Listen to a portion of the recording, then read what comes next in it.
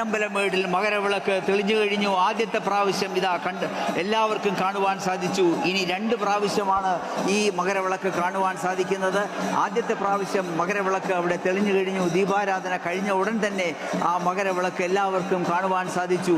ഇനി 2 പ്രാവശ്യം കൂടിയാണ് ആ പൊന്നമ്പലമേട്ടിൽ മകരവിളക്ക് തെളിയുന്നത്. 2ാമത്തെ പ്രാവശ്യം കത്തിക്കുവാൻ സമയമായി കഴിഞ്ഞു.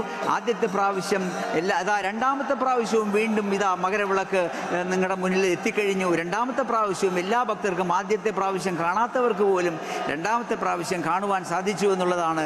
ഇനി 1 പ്രാവശ്യം കൂടി ആ മകരവിളക്ക് തെളിയും. എല്ലാവർക്കും കാണുവാനുള്ള ഭാഗ്യമുണ്ടാകട്ടെ.